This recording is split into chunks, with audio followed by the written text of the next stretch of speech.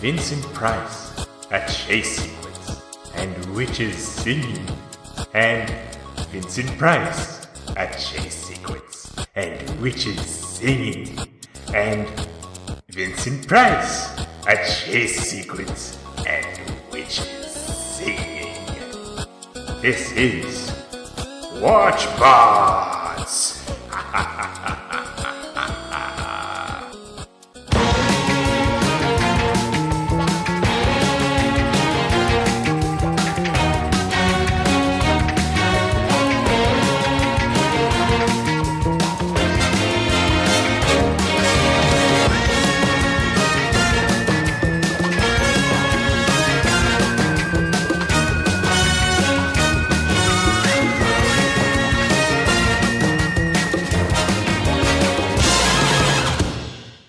Hello, boys and ghouls. Welcome to WatchBots, the podcast about creepy crawlies, for creepers, by creepers. This is your ghost host, Bat. I am joined by Shrieklin. Hello. And Dave. Oh. Icky poo. Icky poo. Gonna come up a lot. It's tough to come up with these puns for one-syllable names. It's Stark, Dave, and Mad. Okay. Yeah. That's not bad. Thank you. We have a month to workshop things too. Yeah. Yeah. Because it's October and it's Yay! I love October. So, big ups to October. It's the number 10. The month of pumpkin spice lattes and goblins and spooky trees, because it is the very first Schlocktoonbrr, name subject to change. Like all things, it will get better over time. But for the month of October, we are going to look at some of the eeriest, the weirdest, the grossest, the most violent cartoons and shows that the world has to offer. So it's going to be a ride. I'm very excited. And I know that woke culture, I'm going to take that one again. And I know that woke culture, and I know that woke culture has killed comedy, but we're going to do our best. That was worth it, right? Totally. I think so. Let's just, it's Halloween almost. It's, horror movies and things. Let's just be as sick and twisted as we can be. Mm-hmm. Yeah. Was that not what our goal was always? The sick and twisted, maybe not. I think we've just fallen into it. Oh, okay. Mm-hmm. Yeah. Wasn't the goal. I think that's just It's my just life's purpose. naturally worked out that way. Yeah. I'm always sick and twisted. That's true. Speaking of sick and twisted, are you guys ghost believers? Do you believe? So I have a complex relationship with the concept of ghosts. I didn't Do doubt tell. that for a second. Yeah. I objectively struggle with the concept, but I've also seen some shit and the only explanation is ghosts. Mm-hmm. So I just accept it as a mystery of the universe and don't camp out in haunted houses Where'd you unless see I some live shit? Nam. Nam? Yeah. there. So the house my dad bought post-divorce was fucking haunted. Did your parents get divorced? Yeah, they did. Oh. It was the best thing that they could have possibly done for us. Was it the poltergeist that caused the divorce? No, I don't think so. No. Although there was evidence that the house that they divorced living in was on top of burial grounds. Of course. But Yes. No proof. Shyamalan listeners, Shaylin's last name is Nelson. She's the daughter of Craig T. Nelson. And sister to Judd Nelson. Yes. Yeah. yeah. No, my dad's house, things would happen you would turn a light on and the light bulb would pop and it would blow out. And then you would go get a new light bulb and come back and the light was working again. And boxes would flip over. completely upside down. So it wasn't like they fell onto the floor from a shelf. It was like someone picked it up and tipped it upside down onto the same shelf. So the ghost stole my angry move, just flipping things over incoherently. Yes. Yeah. You tried to play Monopoly and the ghost would just flip the board. It was the weirdest thing. Like sometimes I'd be home like studying for a class and it just felt like there was someone in the house with me. Mm-hmm. And we would address her. We knew who it was that passed away inside the house. So it wasn't like, it was never. Who was it? Her name was Emily. We called her the heir to the Winchester fortune. No, we called her Aunt Em because her nieces and nephews sold the house to my dad. But it was like a lot of weird, inexplicable shit. And I like the first night we slept in the house, I had this wild, vivid nightmare of this girl staring at me from the doorway. Mm-hmm. And the following week, I found pictures of the girl in the attic. Oh! So, like, Ooh. Ugh, it gives me the willies. Yeah. I've had other experiences too, but I won't keep going. But you love, despite all this, despite these experiences, you love October and Halloween? Yes. Ghosts have no bearing on the month.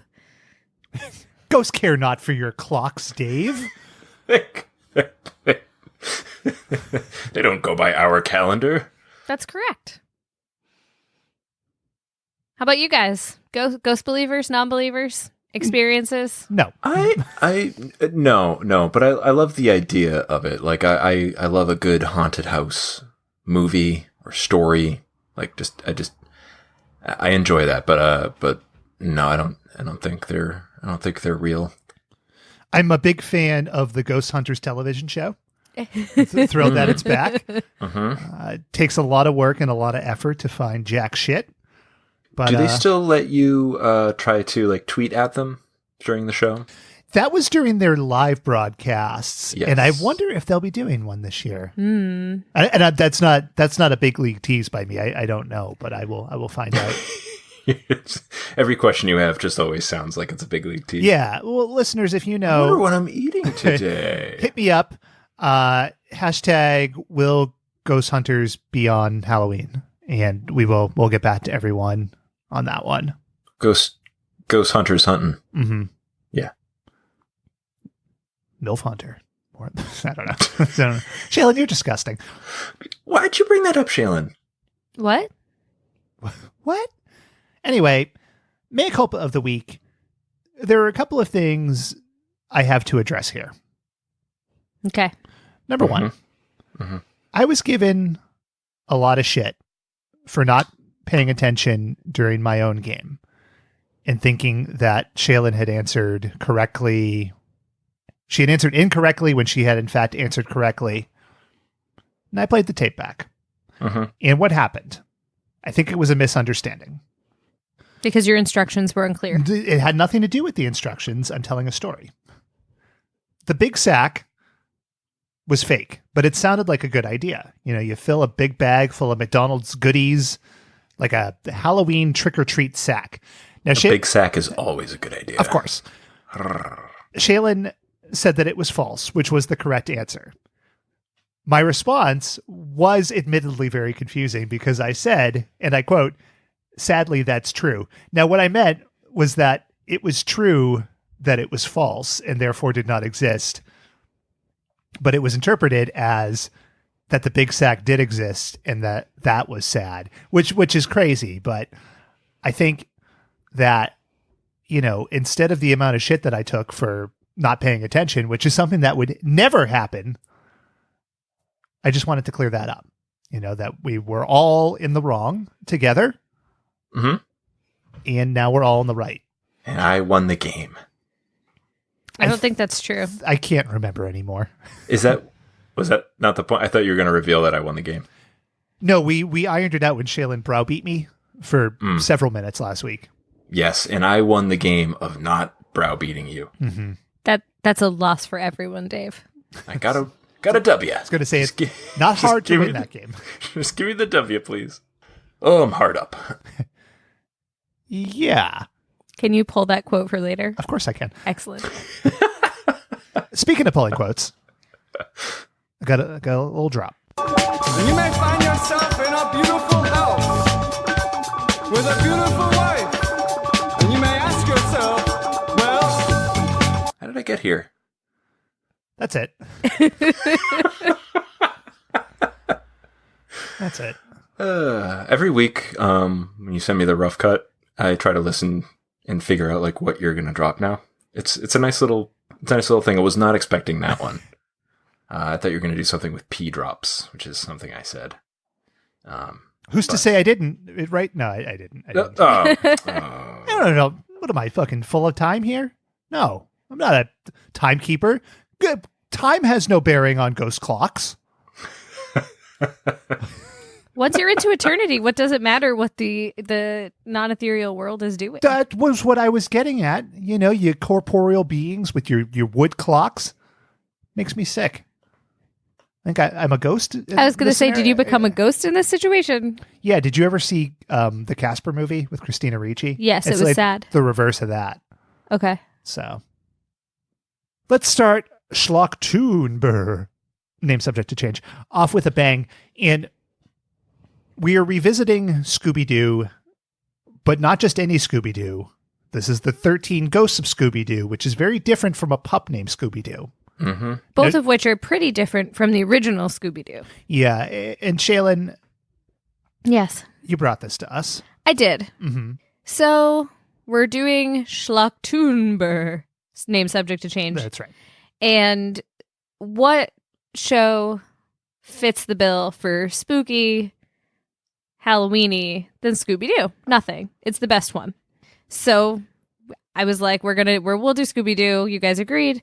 And you suggested maybe we could do a Scooby Doo that has a guest star. And I was like, oh, that's a great idea. And I picked the Harlem Globetrotters one, only to discover it's an hour long. And I was not going to put us through that. Right. We have standards. Hour long? Yeah, maybe it's 42 minutes or something. But yeah, it was. There's 9 chase sequences instead of like the 5 we got this episode. Oh my god, how does that work? Every episode in that series had guest stars and like multiple guest stars. So even the Harlem Globetrotter episode also had like the Three Stooges, and it also had like 2 other like. It's like the Saturday Night Live of Scooby Doo series. It truly is. And so when I realized it was too long, I said, "Wait a minute." Vincent Price had his own series of Scooby Doo, and he's a very special guest star. Plus, with this episode, we get the added bonus of the Three Stooges reenacted or reincarnated as annoying witches. Icky poo. Icky poo. I'm not going to sing the song in response, but so this is the 7th incarnation of Scooby Doo. What's your favorite? So, Could you even name them all? I could not name all 7. Okay. But I can say the original series I loved, and I loved because I had nightmares a lot, and it took away the fear of actual ghosts and creatures. Mm-hmm. But it instilled in me a deep-seated distrust for human beings. And then the 13 Ghosts of Scooby-Doo came in, and they actually had real ghosts for the first time ever. And so it relieved me about humanity. So those are my top 2. It's the highs and lows of Scooby-Doo. That's correct. I like the original version where the ghosts are just an allegory and they're really hunting for communists. I mean, sometimes. Scooby Doo, no reds for you. You gotta catch the pinkos. Pretty sure. Yes. Yeah. Didn't Senator McCarthy first voice Shaggy? He did, and he was also a guest star. He played the galloping ghoul. That's it. Yeah. Do you know it's funny in our late stage capitalist society that the original Scooby-Doo series was basically a condemnation of what we have now. It was always someone trying to steal money from people who were less fortunate through like semi-dubious ways. It's weird. They were trying to steal. Who was stealing money? The villains? Yeah. The villains were always trying to scare people out of like their rightful property and then develop it into something that they could make more money with. I'm going to be honest with you. You don't remember that series at all? I couldn't tell you the plot of one Scooby-Doo episode, including the one we're about to talk about. That's fair. I think, but you know, to your point about like, you know, Scooby-Doo is all about like the villain stealing money. That's not very specific to Scooby-Doo. That was like a lot of cartoons. The That's villains true. were always thieves. But in Scooby-Doo, it wasn't just that they were thieves, it was that they were like extra underhanded, playing on human emotion to get what they needed instead of just like theft. Okay. I'm saying it's extra dirty. Scooby-Doo Yeah. extra dirty. Hold on. Now we're Yeah. talking my language, baby. How dirty? Dave, did you have a favorite Scooby-Doo series? Yeah, and we've covered it already. It's a pup named Scooby Doo. That's fair. It's Scooby-Doo extra dirty. Love it. Scooby Doo, dirty poo. That's Icky poo. icky poo. So let's talk about this a little bit. Mitch Shower is listed as the creator. And like, fucking, come on, creator, it's Scooby-Doo. Like, let's not go off our rockers with this. What do you have to create? Yeah. And now we do know him as the guy behind the Angry Beavers. I never watched that show. Yeah, you were too busy watching Scooby-Doo extra dirty. That's correct. But I guess there are some key differences between this show and many other Scooby-Doo incarnations. And let's visit our old pal Wikipedia to tell us about the main storyline here. Yes, let's. Some of the gang are taking a trip to Honolulu in Daphne's plane, but ending up in the Himalayas. They get tricked by two ghosts called Weird and Bogle into opening a chest of demons. They meet a kid named Flimflam and his friend Vincent Van Gool, played by Vincent Price. What the fuck was this? Like, there's no Fred, there's no Velma. They have an annoying beggar boy with them. Like, why were these the changes that they chose to make? I need to know. Shaylin, dive So- into this. I don't know officially why this is the case, but I speculate that Fred and Velma had some kind of contract conflict or dispute, because this is not the only series that omitted just those two characters. And also, Vincent Price wanted to do something with a cartoon, and Hanna-Barbera was like, Vincent Price wants to do one of our cartoons? Fucking do it. Maybe Fred and Velma were off getting extra dirty. Well, Fred was at trap camp. Too hot for Scooby. It actually comes up in another series of Scooby-Doo when they're wandering through, I think it's a wax museum, and there's like a Flimflam in the background, like as one of the wax characters. Yeah. And Daphne says something about it, and Fred's like, I wasn't there, Daph. I was at trap camp. They also allude that Flimflam went to prison. Well, because Which he's is fucking a crazy. con artist. Yeah. He just got caught, and the other ones like ran away. This show, it's like a BBC show, right? It was only the one season, and it's only 13 episodes. Now, all of the research that I did indicated It's that... fine, by the way. Of course. That is fine. It's enough. It indicated that it was canceled in favor of a pup named Scooby-Doo, which, 6 of one, half dozen Because of the other. Flimflam sucked. But it's weird because the main difference between this Scooby-Doo iteration and a lot of the others, these are real ghosts that they're catching. Right. So at the end of the run, they had caught all of them but one. So it kind of questions where they would have went. But it's like, it's like Luther, right? It was a couple of seasons or series, as the Brits might say, bunch of episodes and you're out. It doesn't need more than that. Right. It's a nice self-contained little package. Here's the weird thing. The show aired in 1985 and early 86. There was a sequel movie to it, released in 2019. Yes, finally, we got the conclusion. The 13th ghost is finally Yes. caught, you guys. The world was just clamoring for the end. That 13th ghost to be caught. In between the last episode of the TV series and the movie, I think all but one of the voice actors died. Maybe two. But Of the main cast. Cat Fraley, Brad Garrett. But what care they for the time needs of frail and modern man? Well, I don't think that they're voice acting as ghosts. I hope that Casey Kasem isn't haunting someone. Wouldn't that What be if they cool? were? That would be okay. Oh, man. A haunted voice acting power hour. Quick, somebody write this idea down, because we're going to make a fortune when we make this movie. Yeah, you just mail it to yourself in an envelope, and then that's how copyright works. Indeed. Exactly. So the 13 ghosts, Right.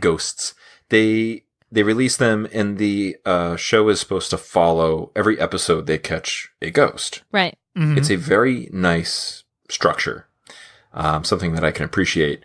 What pissed me off about reading about this was the 13th episode they did.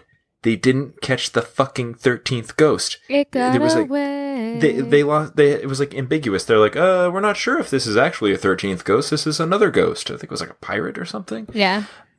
Like, why? You had one job, writers. It was to write a ghost per episode. Because they didn't get the cancellation notice until after they made the episode. And to be fair, Mitch Schauer wrote it in his last will and testament. Wait 34 years, then make a direct-to-DVD movie. He somehow also predicted that DVDs would be a medium. A man beyond time. Indeed. Mm-hmm. What is a modern clock to a showrunner? Some would ask. Stop He making knows that no face at me. calendar. So the plot of the movie, I won't read it all, but I really enjoy how they set it up. The gang is arrested, and they are given the choice to retire or be charged with criminal negligence. And then they meet back up with Van Gool, and they go on their adventure. Fred and Velma are included in this one. Negligence about what? I don't know. Allowing ghosts criminal negligence. out into the world. Oh, so like a Ghostbusters thing. Yeah. Sure, let's go with that. Sure. That sounds about right. The episode we watched is When You Witch Upon a Star, which is a pun only I could love. And it was co-written by Jeff Holder, who his biggest credit that I could find was writing 65 episodes of the Dennis the Menace cartoon. Ooh, Which, good for him. boy, I don't recall anything about that show being good. Yeah, I'm very excited. I was just excited to hear the name. No, I don't think it was good. You got a shower, you got a Holder, and then you got Tom Hruger. And this is my favorite thing is when you go on any open source page, Wikipedia, Wikia, whatever, and it's very obvious that person was involved in the editing. Oh yeah, there's a little personality written to it. Yeah. Yeah. So for old Tom, we get Tom Hruger was associate producer and story editor, and the irreverent fourth wall breaking humor found in each episode would resurface in his later works. Among them, A Pup Named Scooby Doo, Tiny Toon Adventures, and Animaniacs. Of the 13 Ghosts of Scooby Doo, Ruger recalls not being fond of the Flimflam character or the other added characters in the cast. It's just like, cool. I mean, rightfully. They're terrible. Well, I mean, we're about to find out. Although together. Vincent Van Gool. Very clever. But yeah, so the episode aired, appropriately enough, October 26, 1985. So right, the reason for the season, Mhm. Heck yeah. October. So, what happened that date? I'm so glad you asked. Yeah. Ooh, what were we seeing? It's contextual feeling. If spooky context. God damn it. Now, if you had to guess what genre of film was number one in the box office, what would you guess? Erotic thriller. Shaylin, you want to hazard a guess? Sexy lawyers. Amazingly, you're both right. Yes. It is an erotic courtroom thriller with sexy lawyers. Nobody knows what they're doing in October in the movies. Like, it's just like there's never a horror movie released. No, that's true. Yeah. Yeah, because Or rarely one. the top three, Jagged Edge, starring the sexy trio of Jeff Bridges, Mm-hmm. Glenn Close, and Robert Loggia.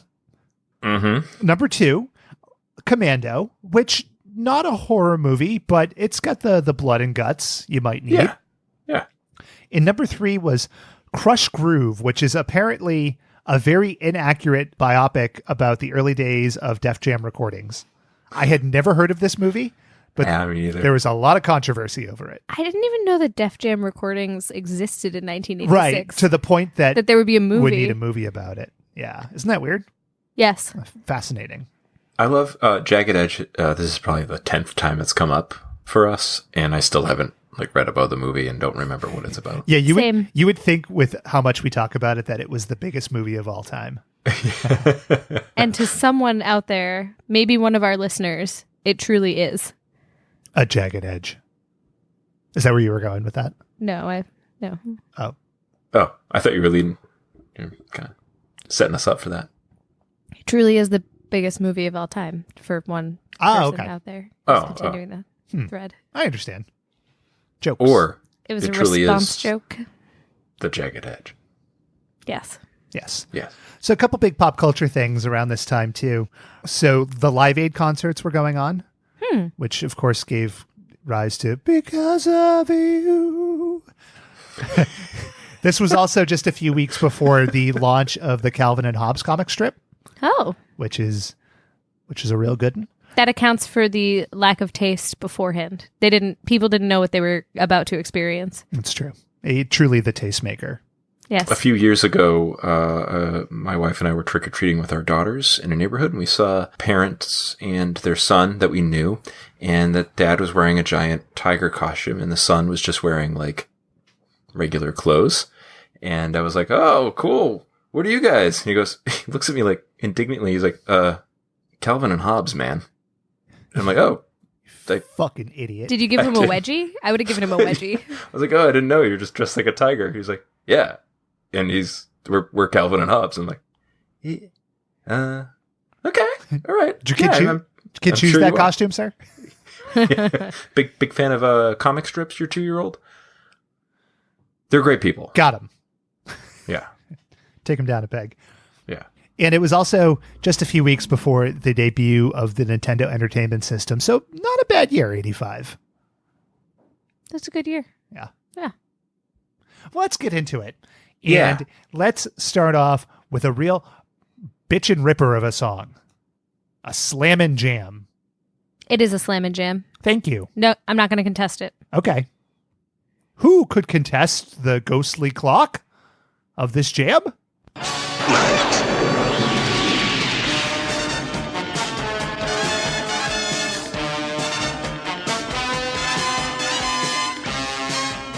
Let's get him, Bogle! I'm Richard Weird! Only you can return the demons to the chest.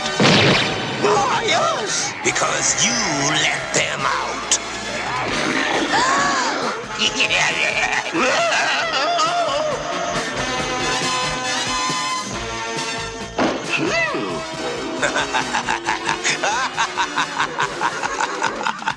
The 13 Ghosts of Scooby Doo. I went into this completely blind, and I recognized Vincent Price on sight, but I was not convinced it was his voice. Really? Because it kind of sounds like, for at least this intro, like he sucked down a balloon A little before he bit, started yeah. talking. You know? Yeah. You had the same thought when he appeared in Tiny Toons as well. Yes. Ben does not believe in Vincent Price. Who was he in Tiny Toons? He was Edgar Allan Poe. I don't remember that at all. the Sweetie Bird If you- was torturing him as Quoth the Raven. Quoth the Raven. If you say so. Raven. Nevermore. Whatever y'all You, think. you redacted that from your memory. It just, Literally, as soon as he finishes editing an episode, it falls out of his brain permanently. yeah, that's what happens a- to him. What a nice way to live. It's got a carefree. Yeah. I just lie awake at night remembering things that happened to me in 3rd grade. Stupid shit that I said in 1st grade. No, I mean, I do that too, but just not related to the show. My insomnia has been worse since we started the show. Direct correlation. What do you think that means? That I mostly hate myself. Pretty simple. Perhaps you I should. thought we were going to be talking about ghouls and goblins, but apparently we're just talking about personal demons. This is great. I like this. Let's get extra dirty. Yeah. Down in the dirt and the mud. Too hot for Scooby. Or we could start off with this lovely narration. 13 ghosts have been set free, and I don't know which is the scariest. But the grossest creature I'll ever see is something called the dinner guest.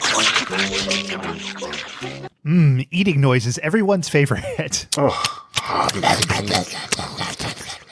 So they're eating in a big purple room. So you got Vincent Van Ghoul, who, I mean, he looks like Doctor Strange.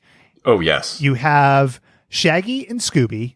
You got fucking that little shit Scrappy Doo. You got that little shit Flimflam. And you have Daphne, who looks a little more Asian than usual. Did you guys see that at all? I didn't think Asian, but I thought like she looked a little worse for wear. Different eye makeup, or she had aged horribly. Yeah. It's like bangs or something. Yeah. Or She got gave bangs her and high different heels. haircut. Yeah. And she wore heels in other shows, but not quite such noticeable heels. What kind of heels? Yeah, pumps, thigh highs. A Spectre pump? Yes. I thought I so. don't know, they weren't Mary Jane's, which is the kind that she wore in the original series. I mean, everybody knows that.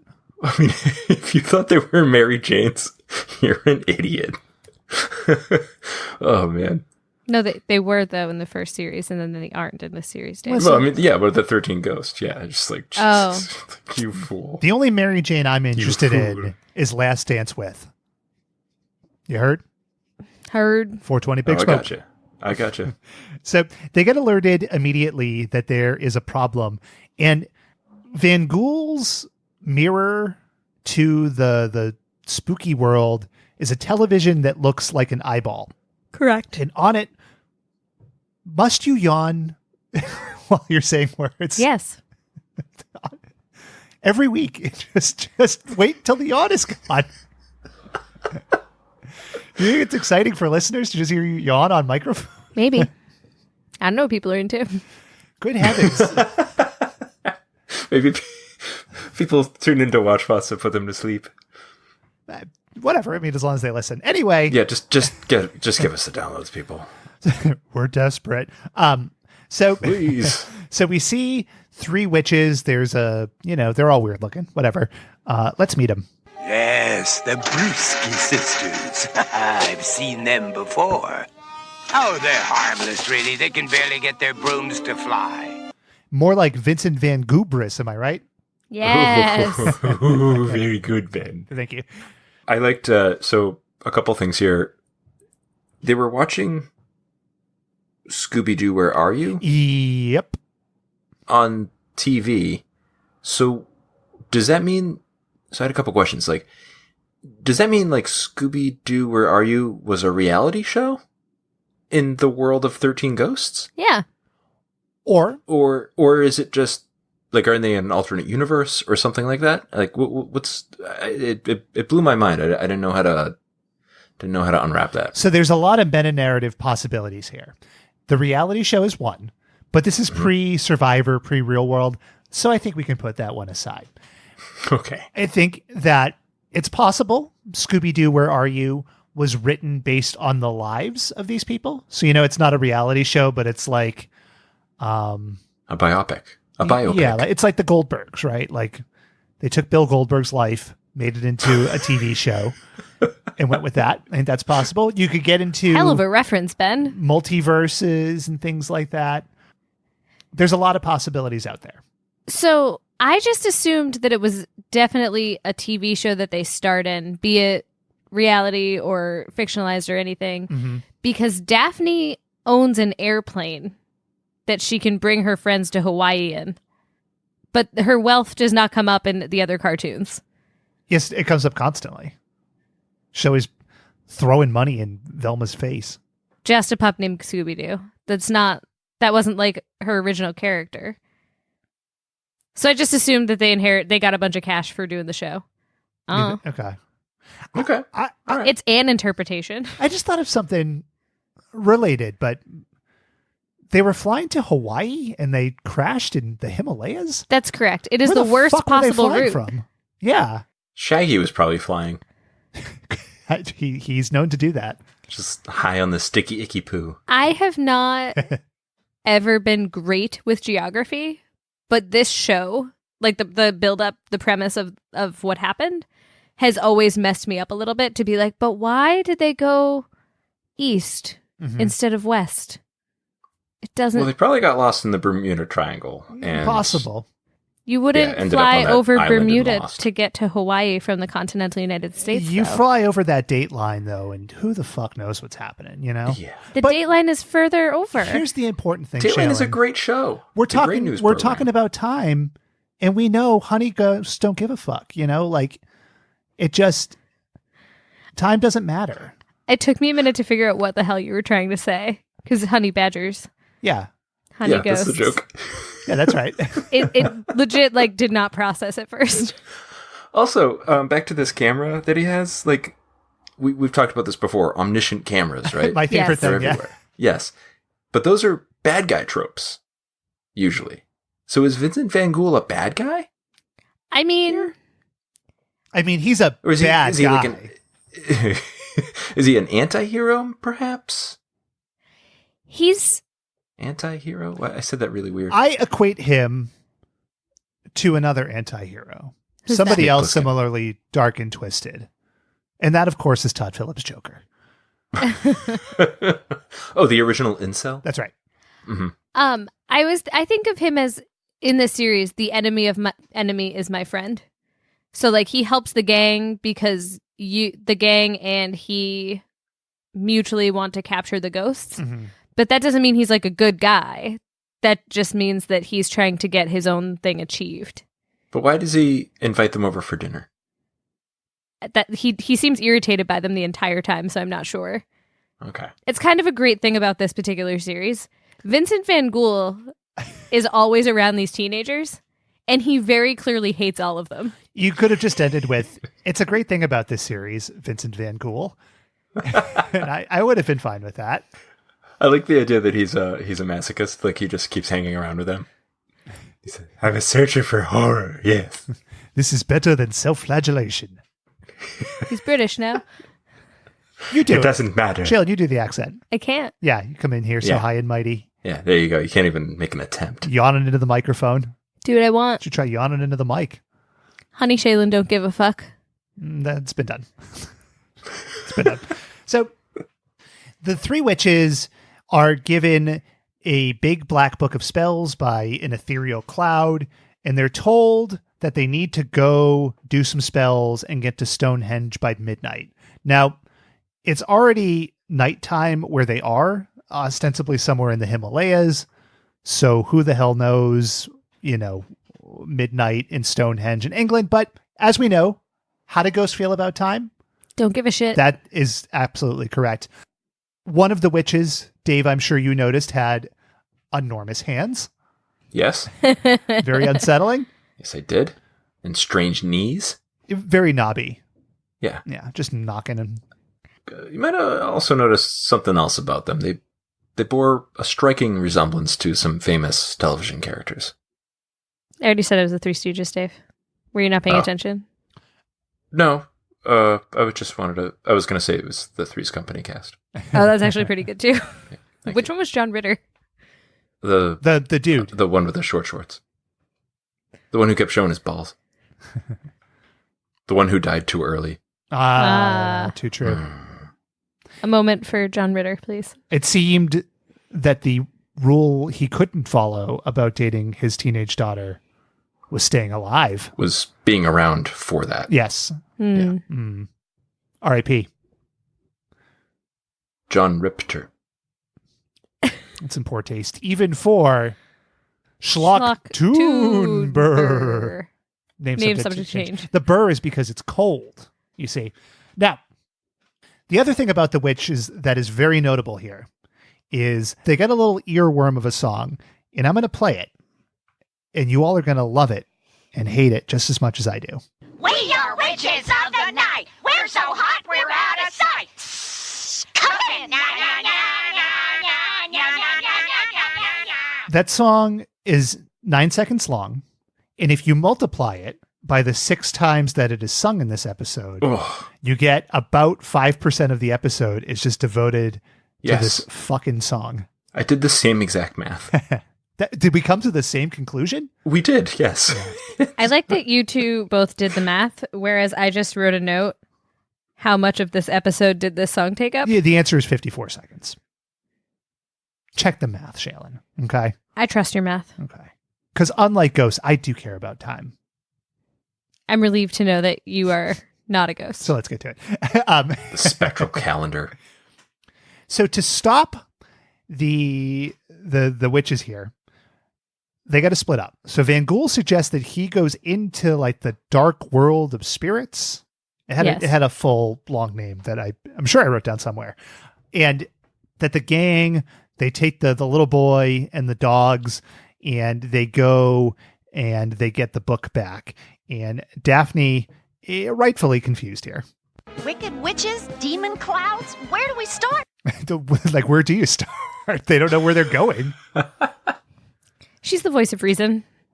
They just run. They just run out the house. Like, let's go. Yeah, they go to their large plane and they just get moving. They only have till midnight, friends. That's true. Midnight of what day? Unimportant. Unimportant, as we've discussed. And we get a little more Vincent Van Gogh here. He talks a little bit more about where he's going, which is, of course, the zone of eternal evil.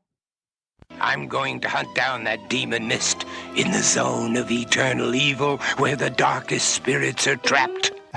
Yeah, that makes sense. It's a lot of words. And so he goes into this zone, and we see him for just a second, but his clothes even change to look like Doctor Strange. Like Yes, he looks just like Benedict Cumberbatch. He does. Yeah. And he starts talking like this. He starts talking like the master of the mystic arts. Rachel McAdams. Was that a good impression, Shaylin? Yes. Dormammu. I came to bargain. Why have a British actor affect that accent? Why not just let him be slightly British? Yeah. There's no reason. Fine. Just let him be like a little British. Give a little Brit. Yes. Yeah. But what about listening to Benedict Cumberbatch try to say penguin? How does he say it, Shaylin? Poorly. He's like penguin. He can't do it. It's a GD delight to listen to that man who can't say that word say it 1,000 times. And we know a few things about not being able to say words on this here broadcast. Hells you are. Context. Ungans. That's not how I say it. We'll say ancient. Ancient evil, Shaylin. We are introduced here to the Mystery Machine 2.0, which is, we get to the plane later, but it's just a nondescript red van. It's just a van. It looks like Ironhide from Transformers. Oh, good call. Yeah. So that's a nice little callback. And they're trying to think about what to do. But don't worry, they have Flimflam, who's the little con artist, and he's got the silver bullet here. Leave it to me, Daphne. I have a book of my own. 101 Ways to Outswitch a Witch. It's foolproof. Yeah, it'll prove we're fools. The New York Times bestseller, 101 Ways to Outswitch a Witch. That's correct. What does that mean? Like, it's obviously to fool them, but like, what does outswitch mean? It means that they needed a rhyme. Sure. And so they just put a word in there. It means to beat them with a switch. Okay. Outswitch That's dark, but I could appreciate it. Huh. I'm just giving what the words gave me. It should have just been called Witches Get Stitches. Yes. That would have played, right? That would have been better. Very, very niche literature that Flimflam is into as well. Like, not just like how to grift, but like how to grift witches, how to grift werewolves, or you know, stuff like that. I just really appreciate Flimflam's enormous sweater. You know what I don't appreciate? What? The character of Flimflam. Yeah. He sucks. He sucks so much that somehow he makes Scrappy Doo tolerable. If they needed a character to be kind of a bookworm, you know, to suggest ideas that don't ultimately go anywhere, but meaning well, they could have done that with the character named Velma. That's correct. If they needed an annoying character to have like little quips here and there, they could have just used Scrappy Doo, who was also right next to Flimflam. Was also there. Was Fred too hunky? Is that why he had to be replaced by this small boy? Maybe. He was at trap camp. Stop saying that. I think it's there funny. was he was fluff camp. So getting back to the contract disputes, right?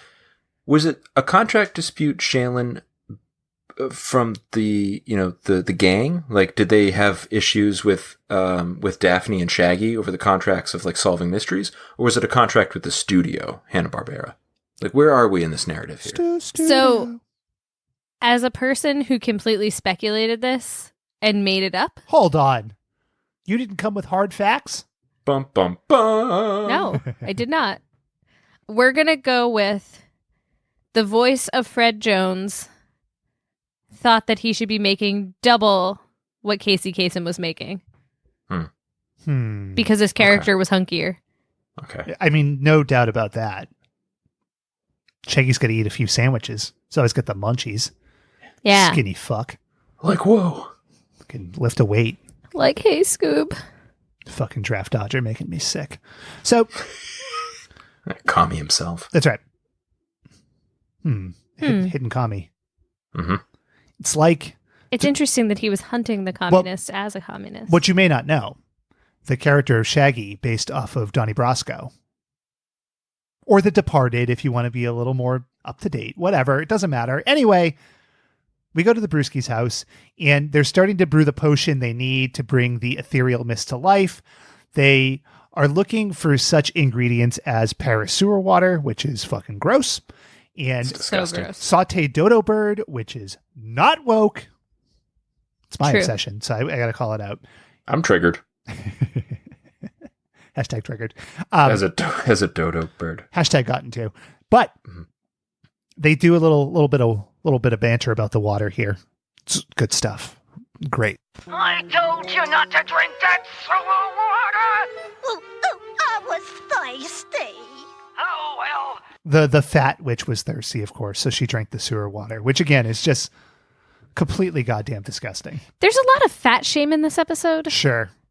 Uncalled for. Mm-hmm. The end. Yeah, like Shaggy kept yelling at Daphne for eating. It's true. Yeah. He's like, watch your thighs there, Daph. It was terrible. That was quite a Shaggy impression there. Yeah. I had spit in my mouth and it like swallowed at the same time. Didn't yawn, but I was like just choking myself. So, but I powered through. Thanks for not yawning on Mike. Because I'm fucking dedicated. That would be real lowbrow kind of stuff. Wouldn't you Who agree, would do Shaylin? such a thing? What's your opinion? I think that you're overly harsh toward my Mike yawning. Mm-hmm. I don't yawn on Mike. Just saying. You don't Mike yawn as often as I do. Yeah, and also... Cite your source. Mike did not yawn when he was on with us several months ago. Mm-hmm. As far as we know, maybe he hit the mute button. He could have. Maybe. I don't have a mute button. Well, I got the master mute button right here. You know what I'm saying? It's really in front of me. That sounded threatening, and I know it wasn't meant to. It wasn't a threat. Because I wouldn't do that, because I... Are not an assaulter. That's right. Good for you. Mm-hmm. That would be shockingly violent. But the heavy witch drank the sewer water. Right. She drank the sewer water, and then they get a knock on the door. And this is Flimflam's first plan. And it involves Scoob and Shag as traveling salesmen. And fake mustaches. Of course. In real names. Very real. Good day, madam. Crazy Shaggy here, your crazy traveling salesman with the craziest buys in the universe. Meet my associate, Crazy Scooby. Well, I'm crazy. There were three things that I found disturbing about this scene. Okay. I will describe them thusly. One, to signify himself as crazy, Scooby's tongue is like lolling out of his mouth, and it was horrifying. Yep. Number two, this bit about the fucking traveling salesman went on for 6 months or so. Yep. Yeah. You know, less is yeah, more. not long enough. I get what you're saying. It could have been longer. Number three, it weirds me out that nobody has a problem with the dogs talking, right? So like, yes, everybody accepts that, but they have to dress up as people. Yes. Like what is the point? I think that when Scooby-Doo is wearing people clothes to pretend he's a person, we are supposed to interpret that the people around him believe him to be a human. Is that why all their plans fail spectacularly? Because the world idiots? Yeah, because like the world around them recognizes that's a dog in people's clothes. Probably. And only when he wears people clothes does the fact that he talks become a problem. Yep. The syntax is all weird. Inevitably, it fails. All the plans. Mm-hmm. Because he's a dog talking in people clothes. Yeah. Yeah. So they're trying to scam these witches. Yes. The witches have no idea who they are. Correct. They could have just showed up as themselves. Yep. Right? More or less. It's not a good plan. Flimflam sucks. Yeah. Well, the plan gets better because this is just step one. It's a multi-step plan. So after... Oh, this is like Ocean's 11 shit. After Ocean's 8, the much better female-oriented threequel. Girl power. Is threequel a word? You bet it is. Huh. So Scoob and Shag try to sell them the Encyclopedia Scoobotanica or Scoobtania. It's called both things. And then they get another knock on the door. And it is, of course, Flimflam and Scrappy, who are also in costume. Toilet water salesman? Icky poo. So, Scrappy. Flimflam looks like Geraldo Rivera. Yes. he does. Yes. Yes, he does. So they're trying to sell toilet water, and we get the famous witch catchphrase of "icky poo." And I didn't count how much time we wasted hearing that catchphrase, but I'm going to guess if the song took up 54 seconds, "icky poo" took up another 354, give or take. Fair. Mm-hmm. Yeah. Another 6 months. I noticed something else here as well, and I don't know what the witches' fucking names are, like Glenda and Freudia, Mo, Larry, and Curly. and Yeah. Witchy. Yeah. What I did notice is that one of these witches had she had a vocal similarity to a beloved character actor. Let's see if you guys can get it. Well, you probably can't since you see with the name of the clip. I can't. Just get out of here, all of you! Sugar. I wouldn't do that. Stopped me dead in my tracks, and I went, "That's a D'Onofrio, baby." Do you think he based that character off of this voice work? That would be awesome. That would be such a deep pull, but I would really respect it. He like went up to Barry Sonnenfeld and he was like, I got it. I know what I'm going to do. Listen to this clip. And then he, just went off. It was good. It was good. So the plan unfurls even. And so Flimflam sprays some shit in the air and he creates this big fog. Scooby tiptoes over to the Book of Spells. Now, Scooby tiptoeing, I did enjoy. I might even say it was the highlight of the episode. They replaced the book with one of the volumes of Encyclopedia Scoobotanica, which, as we find out in a moment, has real entries. So it's a real set of books. Yeah, that, like, I guess maybe if we're going on they cashed in on the Scooby Doo name, it's just a cheap licensing deal. Sure. Like your own. They're like Krusty the Clown, like a licensed encyclopedia. Why not? Yeah, I'm down for that explanation. I would believe that. So they leave the house. The witches notice. The book gets stolen back by some bats. And then the witches are off to Egypt. Were any of you lost here? Like, No, this was clear as day. Oh, sure. Yeah. It was like for a cartoon, a very complicated plot, especially when like it's hard to understand the witches through like their accents, but also like it's buried under all these shitty jokes. Like next thing I know, I must have like stopped paying attention for 5 seconds because next thing I know, they're in Egypt, and I had to rewind, and I was like, wait, when the hell did they go? Why are they going to Egypt? And then I had to go all the way back because they were missing whatever it was, Pharaoh's dust or something. The rattle of the Pharaoh's snake. Yeah, there was a snake involved. Yeah. This could have been tighter, is what I'm saying. Well, if this could have been tighter, just wait for the rest of the episode. I feel like they just came up with this explanation because they were like, would it be funny to see Scooby-Doo and Shaggy dressed as ladies with like the jasmine pants and like the harem mask? Just like I Dream of Jeannie. Yeah. Well, the answer was a resounding no. It was not funny. No, but I think that's what do you mean? Why they went to Egypt in this episode. But I mean, to be fair, because drag is funny. You could have very funny. That's not very woke of you. Is it? No, it is woke. What is woke? I think we're post woke now. What is hip? Tell me what you're sleeping again. We want it woke, but we can't be woke. You could have cut the episode right here. Yep. But instead, we layer in this disguise discovery chase sequence over and over and over. Yes. Scooby-Doo, kind of repetitive.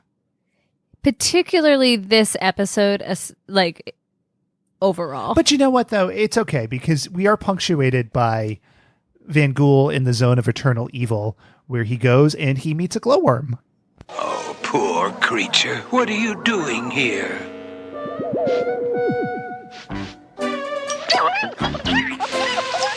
You're very welcome. That's Einsvik. He becomes important later. Just remember the name. Einsvik. Foreshadowing. Looks like a combination of an Ewok and a Snork. Maybe and a glowworm. Smurf. And a glowworm. And a glowworm. Yeah. all rolled into one adorable little thing that has no... That is in complete service to evil. Yes, that doesn't make a lot exactly. of sense. For reasons. It's like very incongruous to the environment around it. He's also in contrast to the look of Van Gool to a degree that it kind of bothered me. Yeah. Like the witches and even like the Scooby Gang, like they're cartoons. But Van Gool is drawn to look like Vincent Price, so he looks significantly more realistic, and it just feels... Yeah, it's like hyper detailed. Yeah, it's kind of incongruous. Yeah. Specifically his eyeballs. And I actually kind of was examining this more closely. Mm-hmm. He has like the whites of his eyes and color and an iris, whereas Shaggy has like kind of the same fleshy color of his cheeks, just with like black dots and circles. That's because he's fucking high as a kite, so he's got that red tone. But it's all of the other Dilated characters. pupils. Sure, they're all stoned. Except for the ghosts who are barely in this episode. Because ghosts don't give a fuck about your hypo. What am I going- Glycemia. Yeah, let's go with that. Yeah. Yeah. Your psychedelics. That's where I was headed. We got there in the end. Anyway, so Van Gool meets Cruella de Vil, also known as Marcella, and I can appreciate this character. We have similar reactions to things like working out physically. But how did you wind up in the zone? Oh, I was swept here by a spectral wind. It's when I get off the treadmill. Swept here by a spectral wind. Spectral wind. and so she's like, oh, she's so weird looking. Like just Cruella de Vil meets like Karen Carpenter. Like it was just meets really, Mama Cass. Yeah, just really strange animation here. Yeah. I couldn't tell like why. Like, and maybe Shaylin, you can enlighten me here. Like, did he ever go back to this evil zone? I don't remember him doing that, but also I was a very young child watching this, so I don't know. I don't remember him visiting there a lot. I guess why did he have to go back? Why couldn't he just have helped stop the witches? Because that would have made an even more boring cartoon from a bad plot. Okay. It's reasonable. All right. But maybe he does go back a bunch of times. I'm not sure. I don't know. I remember he had a crystal ball, so he was looking at the gang while he hung back a lot. So he's a voyeur.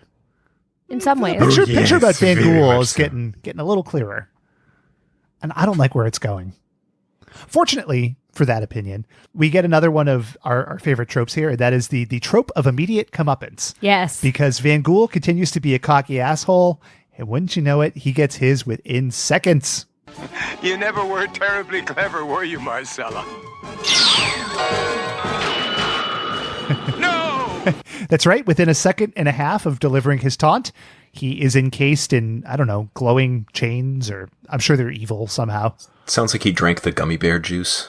No! Dude. It's good stuff. I was irate. Oh, why? Why is he calling ladies stupid? Not nice. That's true. Not nice. Shaylin, we know what you're all about. To be fair, I think he would call anybody stupid. Yeah, he seems like that. Yeah, kind of that's guy. definitely true. Yeah. Yeah. It's still not nice. A real bastard. Now, Dave, you mentioned getting lost when the witches were flying to Egypt. Yes. Here is where the episode becomes a slow whirlwind, because there is a lot going on, but it takes a long time to get there. So You say slow whirlwind. Right. It's more like a slow flushing of the toilet. Oh! Yeah. Heyo. I took you down, 13 ghosts. See you later. But they are below the equator, so it might be a counterclockwise flush. Sure. Just for what it's worth. Ghosts do not ascribe to any clocks, Ben. Or any toilet flushing directions. Exactly. They do what they want to do. It's a nice life. So the Brewskis are in Egypt, and they are in a tomb, and they turn Helga, who's the fat one, into a snake so she can romance the other snake whose rattle they need. Right. But the rattle is inside the sarcophagus. So she takes the snake to like a candlelight dinner, and it's all just, it's very strange. Insipid? Yeah, that's a word. Yeah, it is a word. Thank you. Alarming and terrible and gross. Sure. And also, I don't Wait, why is it gross? Helga animated as a snake was gross to me. She was just too She's sexy, writhing around. Now she was a cat. I found my reaction to it gross. I was like, I don't know baby. how I feel. Turgid. But the Scooby Gang is in a plane, which is called the Mystery Machine. Now, the plane, also disappointing. Like, it's just red, Like, it's not day glow or, like, body heat. Like, you put your hand on it and the handprint stays. But don't worry. Shaggy is flying the plane, which is a problem. But somehow they have flown the plane from the Himalayas to, assumedly, Egypt, which is not close.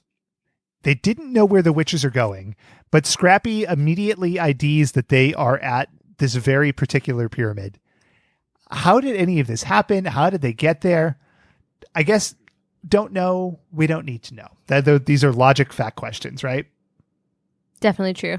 So Flimflam has a new plan here. It involves the whole gang dressing up like genies, which Shaylin thought was erotic.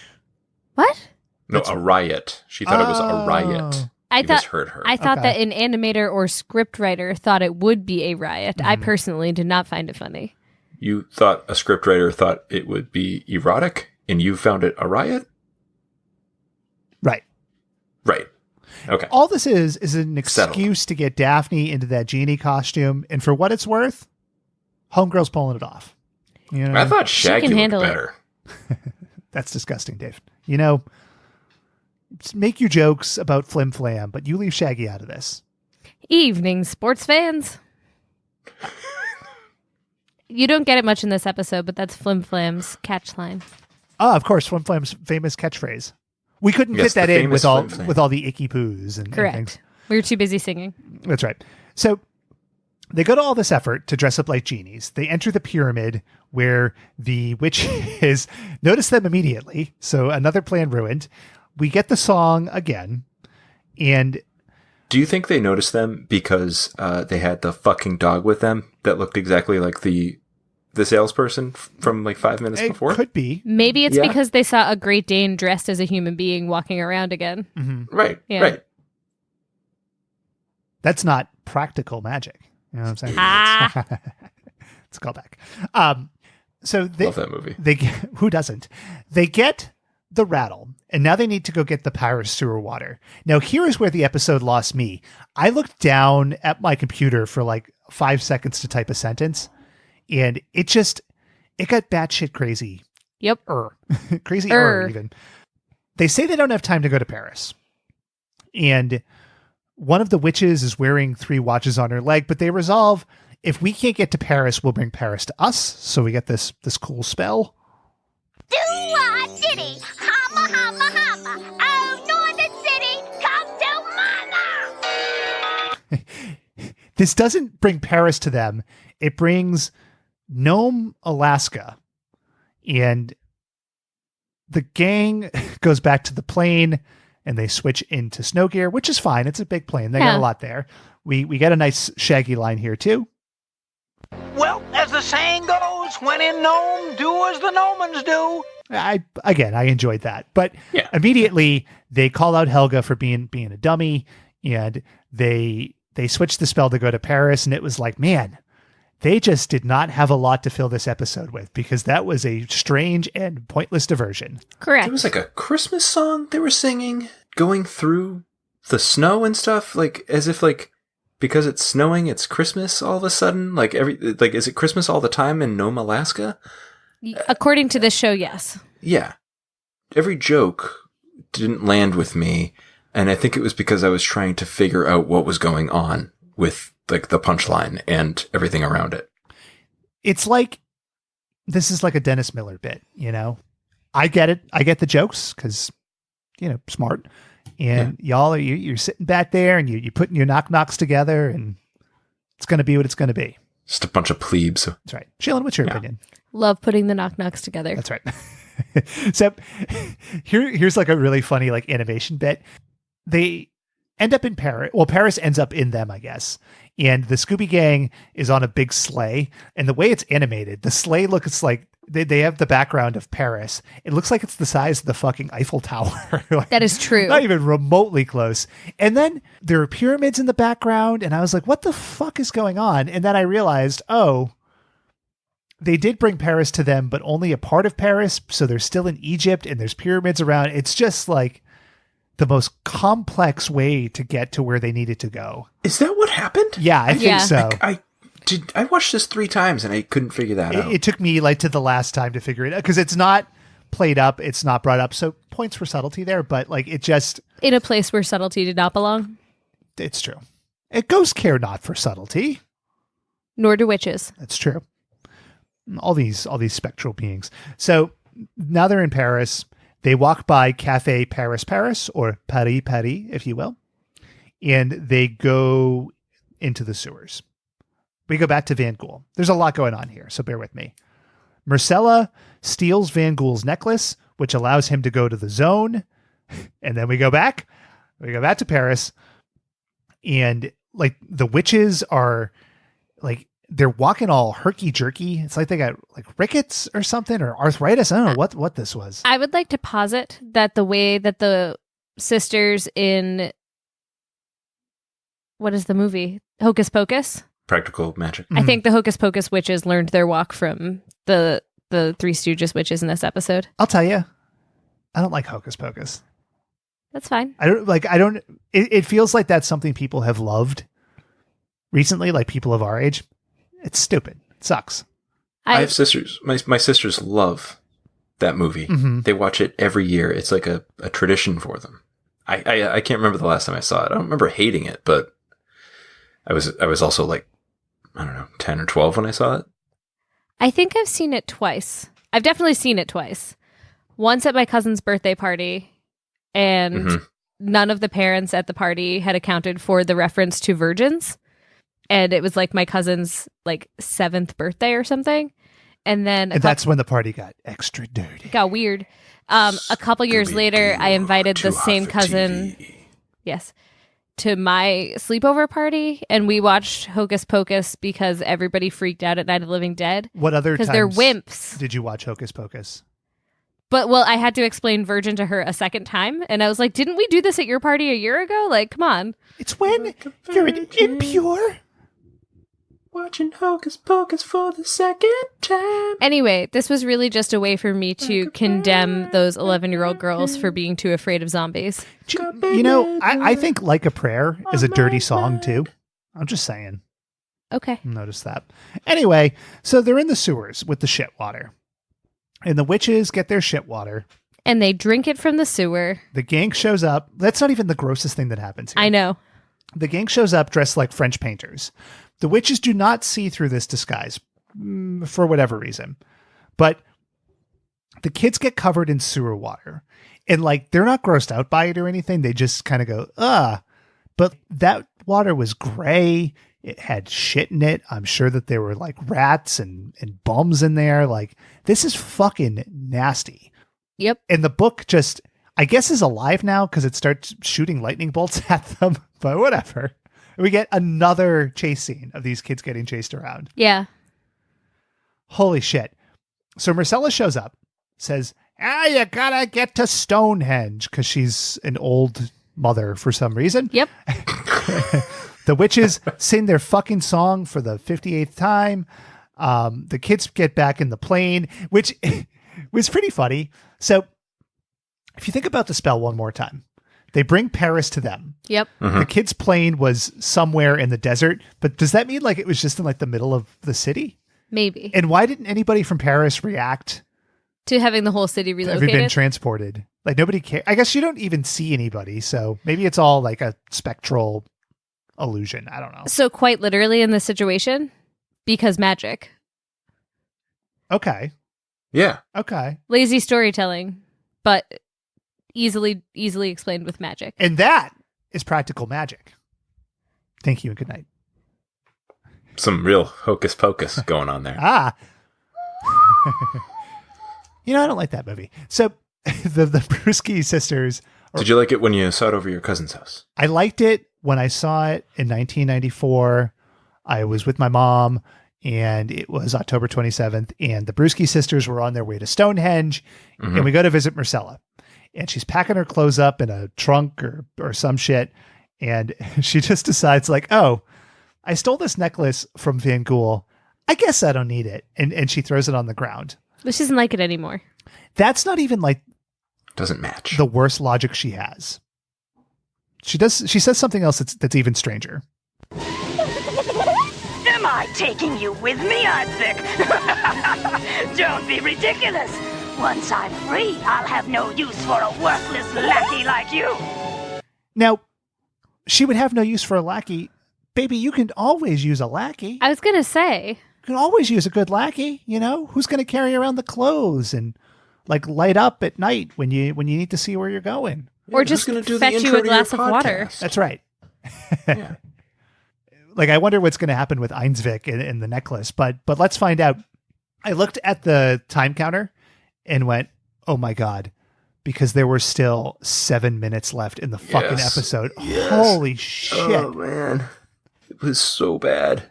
I longed for Street Sharks here. Like, I was just like, just give me the pace of Street Sharks, please. You longed for Street Sharks. I longed for the cold embrace of the grave. We all got to where we were going. Yeah. I just went on Twitter. Yeah. Yeah. Just now. No, I mean, that's what I did when there were 7 minutes left. Okay. Well, some of us paid attention to the episode because we have a duty to the people to report on this nonsense. Mm-hmm. And so we continue. So now we're at Stonehenge. The witches start the spell. The gang is right behind them. Flimflam comes up with another plan. They're dressed up like witches. I wished I was dead. Daphne describes this plan pretty flawlessly, I would say. They don't have any idea what you're up to, Daphne. How can they? I don't have any idea what I'm up to. It's like, and it's true. Like, one of the annoying things, and it's coming to me now as we're talking about it. It's not just that Flimflam's plans were bad. It's that you as the viewer have no idea what his plan is. Right. Yeah. So like, you're just like, what is happening? And then when it fails, It doesn't really matter because you had no stake in it. I mean, it doesn't matter because it's Scooby Doo, but No, but but yes. it's even like a step beyond that. Like, I don't care if it succeeds or it does not succeed because I don't know what it is to start with. Okay. All right. That's fair. Yeah. His plans are all the same. Just put on a costume. Like, Fake mustache, fake nose.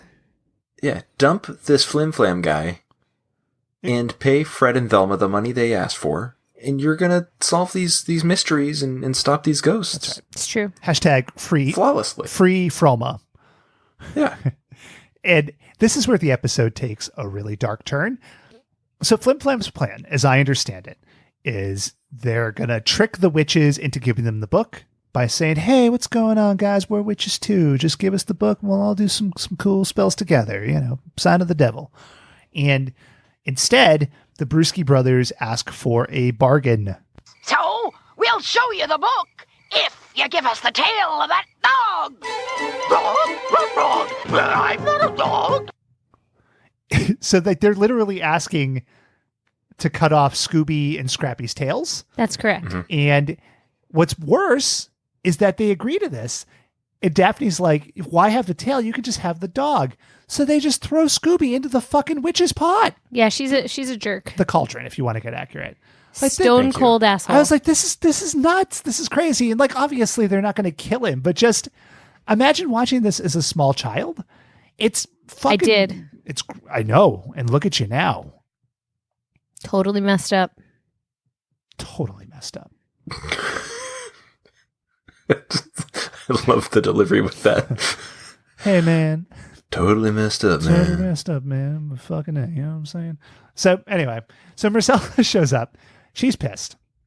The kids steal the book. They throw the book like a mile into the air. Shaggy saves Scooby from Marcella by riding a broom. We cut back to Mr. Van Gool, who's about to be eaten by goblins. And then Einsvik shows up and he's wearing like the pink bunny costume from A Christmas Story. And he has the necklace and he gives it to Van Gool. And we get a little of this.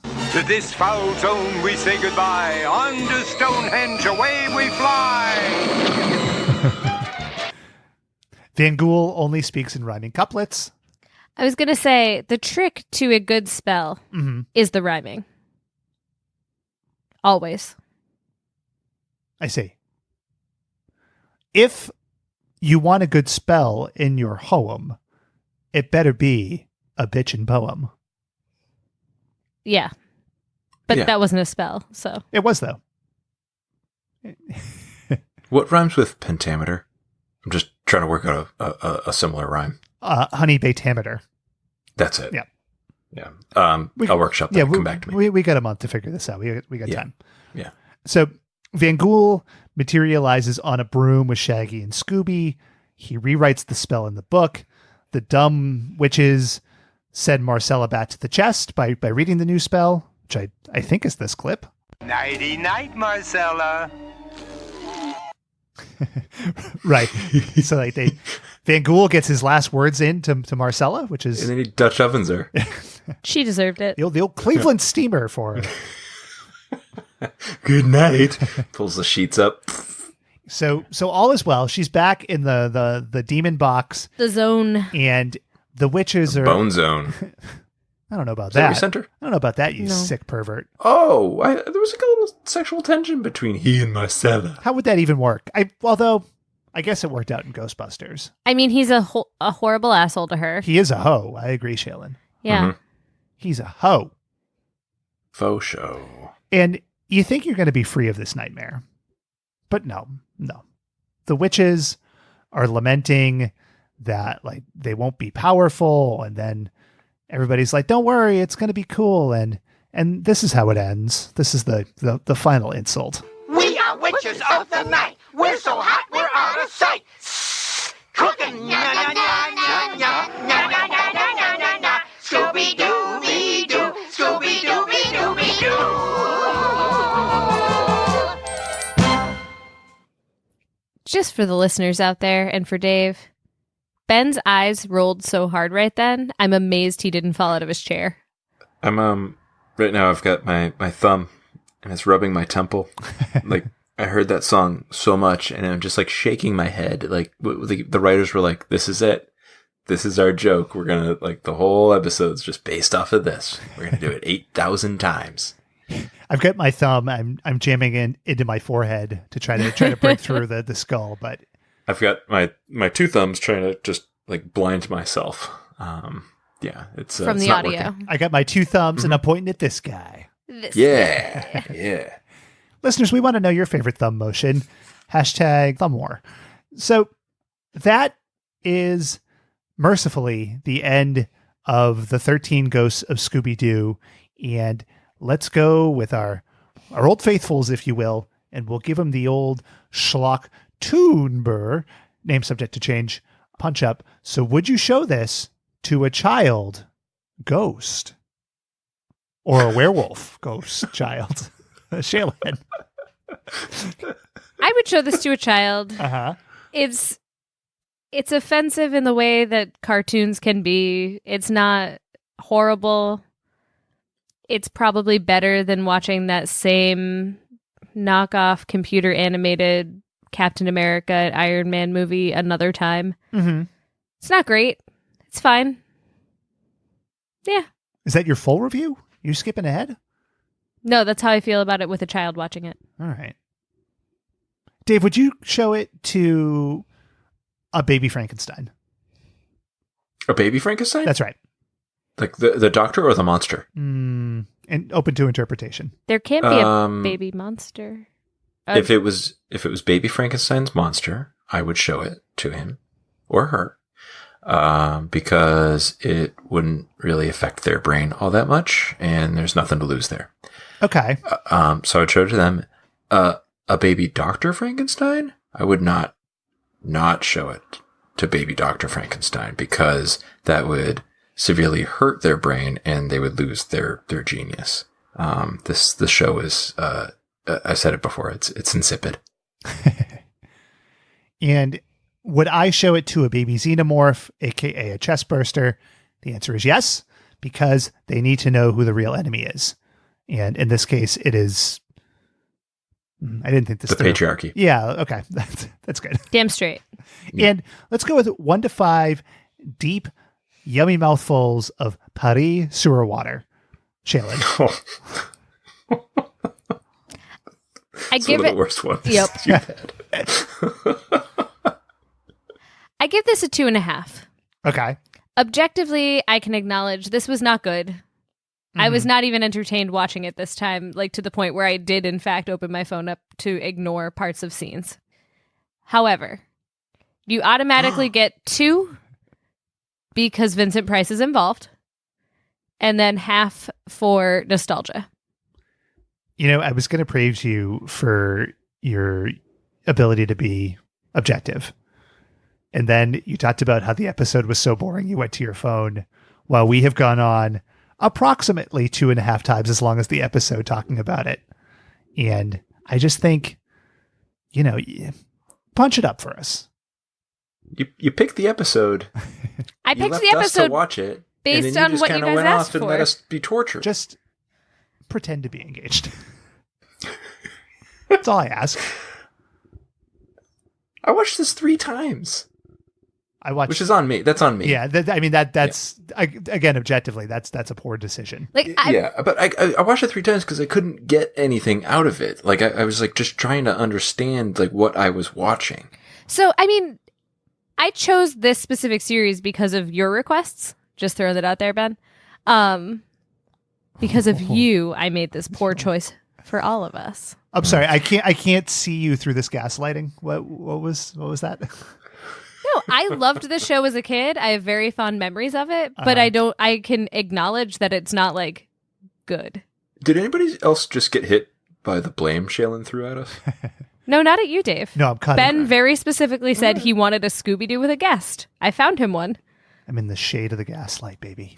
You know When what I'm we saying? reviewed A Pup Named Scooby Doo, Shaylin, I went back and I listened, and there was a quote from you.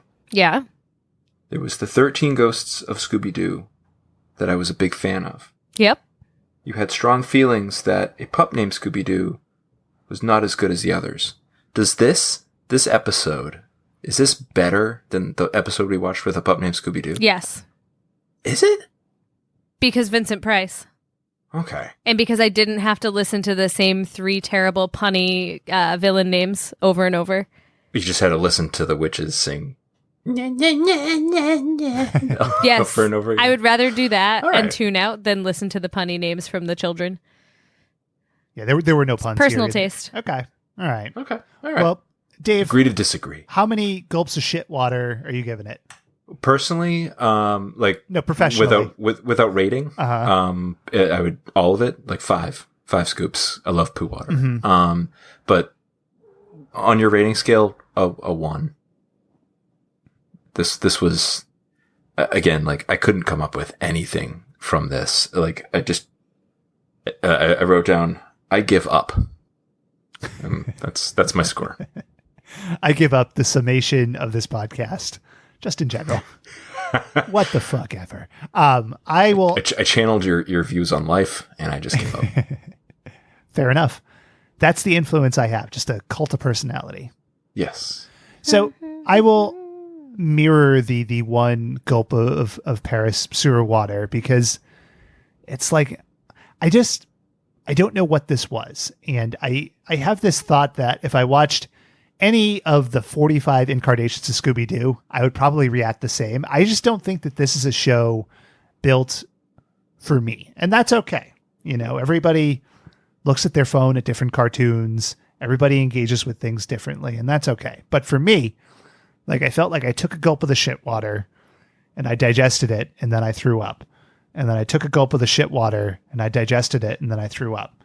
And then Vincent Price was there. And then I took a gulp of the shit water and I digested it and I threw up. And then like I took a gulp of the water and I digested it and I threw up. And because it was shit water. Right. And and then like I sang a song and I left. And I think that is probably about right. So yeah.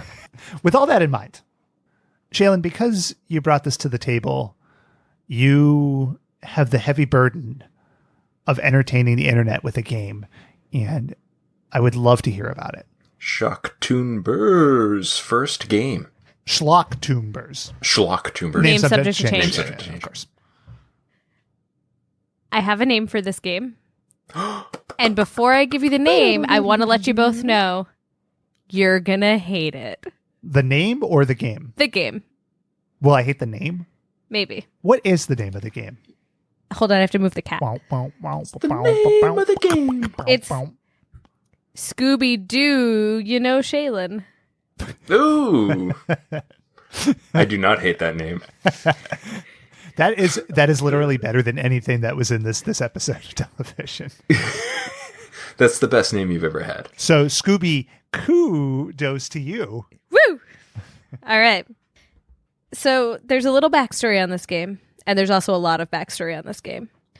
So originally, it was just going to be Scooby Doo trivia. So, for example, do you know where or what singer was the inspiration for Scooby Doo's name? Sammy Davis Jr. Frankie Valli. Frank Sinatra. Frankie Boom Boom Cannon. From Strangers in the Night. Scooby Dooby Doo. And do you know Shaggy's real name?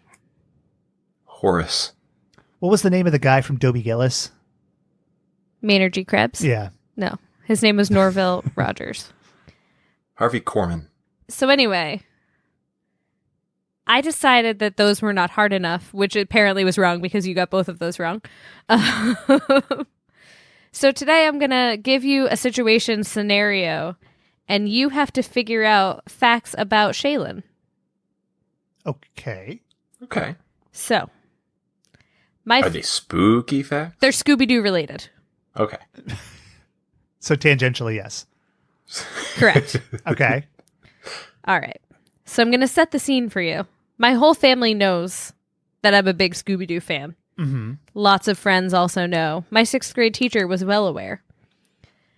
When I had a birthday, it was an important number birthday to me at the time. My family gifted me a fleece Scooby-Doo blanket. You guys get to buzz in just with a nonsense word or sound effect. How old was I when I was gifted my Scooby-Doo blanket? Icky Poo. Ben. Sweet 16. No. Dave, would you like extra- to steal it? It's extra dirty. 6, because your favorite number was 666. You're both wrong. I was 15. Oh. Ben was close. Your quinceañera, of course. Every girl's dream. Every girl's dream for her quinceanera is to receive a fleece blanket with Scooby-Doo on it. Yeah. Yeah. So did you like the gift? Or were you like, what the fuck, I've grown out of Scooby-Doo? So I was appreciative of the gift because it's a great fleece blanket. And I thought, oh, it's so nice that my family got this fleece blanket for me. And then I thought, oh, is the only thing you know about me that I like Scooby-Doo? And that was weird at 15. That was 10 years ago. It was a weird thought. I like that. All right. So related specifically to this series of Scooby-Doo. Okay.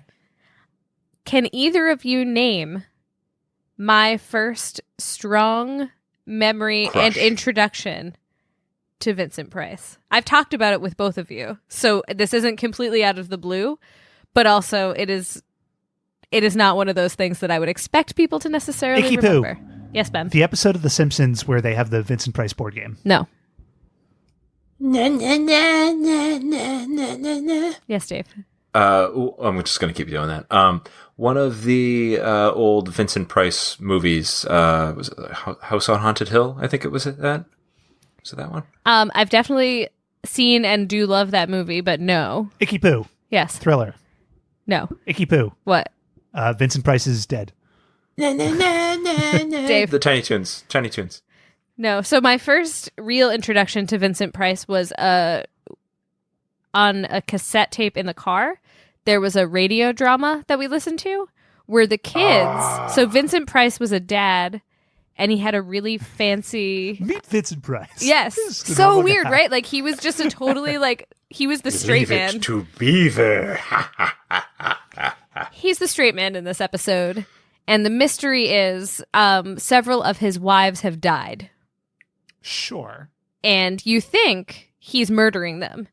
But as it turns out, the whole entire house is built as like with a pipe organ like embedded into it, and there's a little trap door where you like service the pipes for the pipe organ and where it moves the air, and there's like a lot of pressure in there. And the children keep locking his wives inside this little closet and then playing the keys and suffocating them, and then they'd bring the wife back out and put them places. Oh, Yeah. It was awesome. cool. And that is why I love Vincent Price.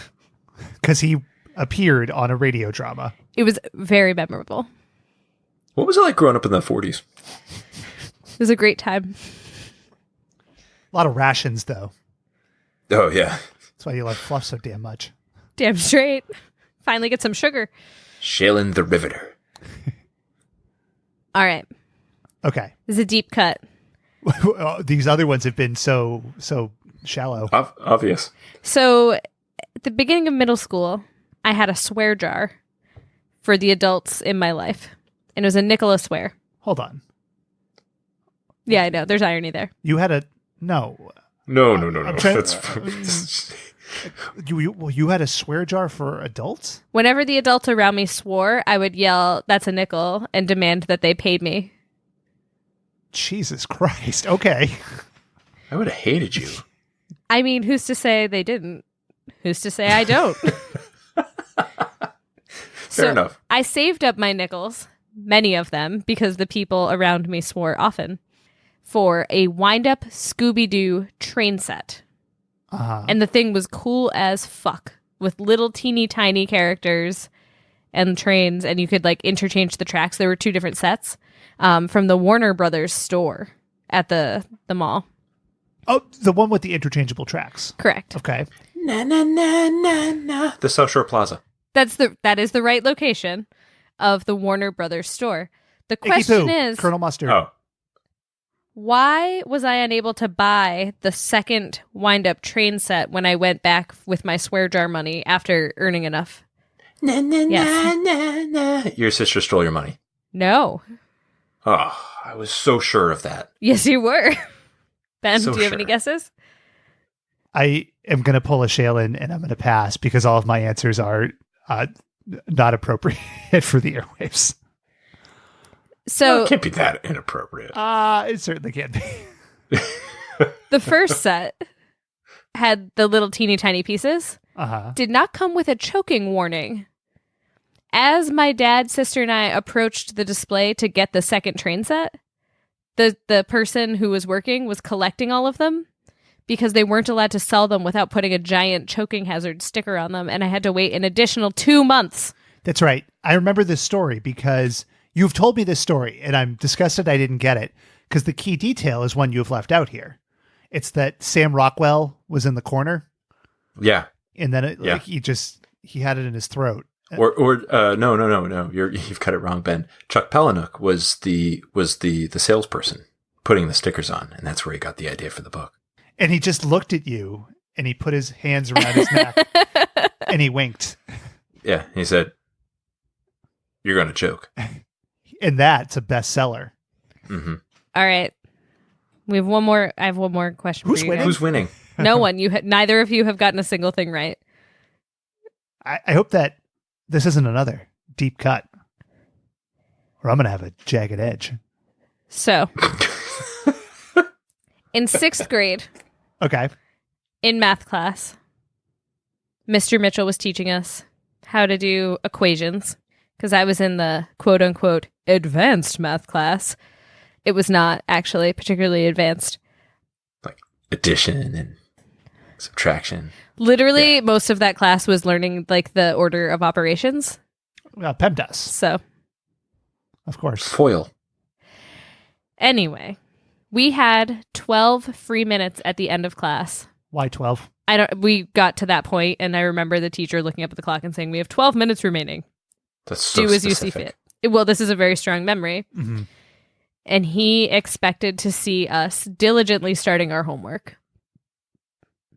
I And did not do that. Yes. He saw what I was doing. I was writing something related to Scooby Doo on my notebook. he stopped the entire class from getting ahead on our homework with 12 minutes to announce that I was an idiot for not doing my homework and read out loud. Icky Poo. Yes. It was a picture in gruesome detail of Scooby-Doo porking a cat, and the cat was very sultry. No, it was words. Yeah, that's what I said. Dave? It was a Rule 34 version of 13 Ghosts of Scooby Doo, where Vincent Price and Daphne both fall in love with that little snork thing. Icky Poo. Ben. Was Dave's answer wrong first? I don't want to. It was very wrong. Okay. Icky Poo. Yes. It was the cool S, and then it said Scooby Doo after the cool S. No. Would you like me to tell you? Dave, go ahead. You were writing about you were writing your own Scooby Doo episode, and it was all based around the founder of Fluff, and they were like finding the ghost in the Fluff factory, and they were like, "Where is it? We don't know. We can't find it through all these glass and plastic jars." Nope. Icky Poo. Ben. The teacher thought that you had written like a Jack Torrance thing, like all work and no play, make Jack a dope boy. But what you had written in there was actually Scooby and the gang are chased by the ghost, and they put on costumes to get away from the ghost, but then they go to the next location. But then Scooby and the gang are chased by a ghost, and you had just written 6 pages of it. And it wasn't because you were crazy. It was just you were sketching Summarizing out a the plot. episode. Yeah. No. Yes, Dave. You were writing the lyrics to Van Halen's "Too Hot for Teacher," and you read it out loud. No. I was writing on the cover of my notebook, "Die, Scrappy, die. Scooby lives on." Oh, the Scrappy, the. Debugged. What? That is a troubling thing to write on your notebook. Yeah. My childhood was not even keeled. Our suggestions. All of them pale in were comparison somehow to- less disturbing. Yeah. And I'll have you know this happened before the live action movie came out, so it wasn't even. Oh, shit. Yeah, you would have been totally justified in that case. It would have at least. Yeah, I'm sure your teacher would have gotten that reference too. Oh, no. He would They have. hate him. He had kids older than me, younger than me. He would have known. I went to school with them. They were nice. Though, I don't want to give you shit because I wrote on my notebook one time, just eat a dick, Megatron. And that was after the live action Transformers, though. So my teacher, he looked at it, he shrugged, and he said, "What can you do, right? Fucking movies." And it was cool. So the results are in from Scooby Doo, Shaylin. Mm-hmm. And resoundingly, the answer is no. Somehow. Just in relation to Scooby-Doo facts. Yeah. Yeah, I feel like we know you pretty well. Yeah. Shaolin. What was my name earlier? Screamlin? Shrieklin? Shrieklin. We have a month. Thanks for playing, guys. Thanks for having us. Goodbye. I don't think I like this implication that I don't know you. Till death do us part. Whether or not you know me, we're still legally somehow filing our taxes Bound, together. I know. Horrifying. Yep. And that's what Halloween's all about. Horror. Horror of marriage and the ennui that follows it. Speaking of ennui, onto the mailbag. Dear gang, would you rather fight 100 Chicken McNugget-sized robots with teeny tiny lasers, or one robot-sized Chicken McNugget and the robot is very big? Thanks, Bort. What's your choice? Does the large Chicken McNugget also have lasers? It's not specified in the email. How large is the large chicken nugget, and how small are the small chicken nuggets? Are the small chicken nuggets just chicken nuggets? They're small robots that are the size of a Chicken McNugget. Yeah. That was very clear. And the large one is A Big. the size McNugget. of a person? Big. So, I Okay. mean, whether it's Tom Hanks big or Godzilla big, again, not specified. Or like Bill Paxton Big Love Big? That's a decent middle ground. Thank you. Mm-hmm. Thank you. I thought so. You could be 30 meters, man, if you wanted to to stick with the theme. I'd rather fight the McNugget without lasers because lasers seem dangerous regardless of size. So the large McNugget. I think so. What would your strategy be? First, I would fight hard, and then I would fight harder, and then I would fight hard red, white, and blue jeans. Okay. America. That is so That's my strategy. You would seduce the McNugget? Is that where we're headed? No. Oh, that's what I took out of it. Blow it up with a helicopter. Glad you said it up after that. Yeah. What? Oh, I hate you so much. You didn't do that on purpose? No. Good heavens. I was thinking of the Die Hard movie where he uses the helicopter to get the gun. You heard what I heard, right, Ben? Yeah. Yeah, okay. Oh. We have proof. I would fight 100 chicken nuggets because, like, They're if not tiny- nuggets. They're robots the size of nuggets. Okay, I would fight all those chicken nuggets, and I would take the robots' little lasers off, and I'd eat them like chicken nuggets. I'd be like, that tastes damn good. Give me some barbecue sauce, and that's how I would take them out. Yeah, I think these are chicken nuggets, right? it says Chicken McNugget size robots, although to be fair, it does not say that the robots are not Chicken McNuggets. Yeah. So maybe like the Nugget kids, like those nuggets that could talk. Maybe it's them. There's a lot of room here to interpret, and that's what I did. Mm-hmm. Playing with the space. I chose the thing without a weapon. If you barbecue sauce or sweet and sour sauce for chicken nuggets? Honey. Sweet and sour sauce. Huh. Honey is barbecue guy. Honey is the bourgeoisie answer, Shaylin. No, you know what I'm going to say? No. Because I'm hip with the kids. Fucking Rick and Morty Szechuan sauce, baby. Ah. I haven't had that. Pickle Rick. Yeah, Tickle Rick. That's right. For those in the audience, Ben just did a hand gesture. Just like Rick. He was very proud of himself. Yeah. Because I'm hip. Hashtag hip. I would also fight the big Chicken McNugget because, one, it would be kind of like Ghostbusters, and two, I'd go after him. Yeah, I just take bites out like fucking Mike Tyson. And if I die, then at least I will die with a full belly because chicken nuggets are good. They're not as good as they used to be before they decided that they had to have actual chicken meat, but c'est la vie. Do you remember Chicken Selects? Yeah. Those are so much better than the nuggets. Shaylin. What? Get off your high horse. I'm just saying join they us down were. here in the real world. Objectively tastier. Thanks for your email, Bort. Yes. Yeah. Not well-defined parameters, but I think a fine discussion nonetheless. Mm-hmm. Mm-hmm. Hit us up, email at watchbotspod.com. You're going to find that every episode of Watchbots. Just a fine discussion. I was going to say, what? Giant McNuggets. Ill-defined parameters. It's open to interpretation. And a fine discussion. So, yes. I think that will bring us to a close. This very spooky first week of Schlocktoonbrr. Name subject to change. Any closing Scooby Doo thoughts? Or non-Scooby Doo thoughts? I longed.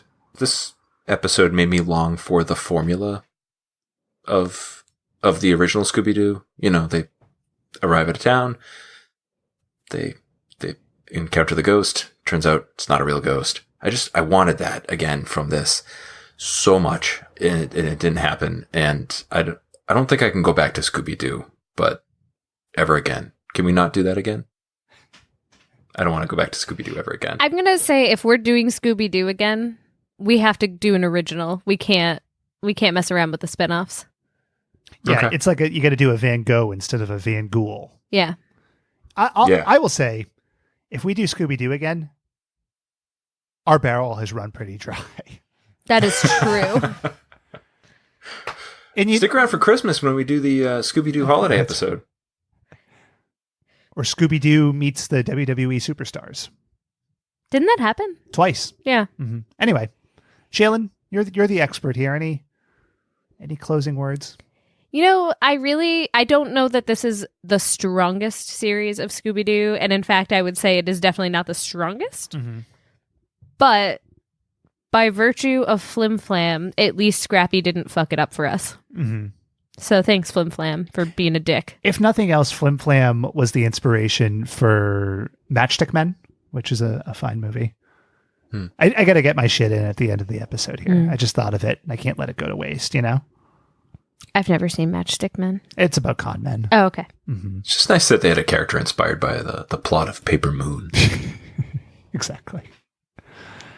You can follow us on Twitter, Instagram, and Jiffy at WatchBotsPod. Please, please, please download, rate, and review Spotify, iTunes, wherever the hell you're listening to us. For Stark, Dave, and Mad, I remembered, and Shrieklin, this is Bat. I'm sure we won't change those. Thanks for listening to another episode of WatchBots. And until next week, I hope that you can take inspiration from another famous ghost, Ghost Dad, and haunt Omar Gooding, and have a boo week. Booed. Do you get it? Ghoul week. Dave, you want to offer a punch up? No. Ghost Dad. Bye. My cheeseburger is cold and why? It's crappy, still my fries. The morning kush clouds up my window, and I can't see at all. And even if I could, it would all be gray with your picture on my wall. It reminds me that it's not so bad. It's not so bad. There's Scoob, I tried to call you. What'd you do?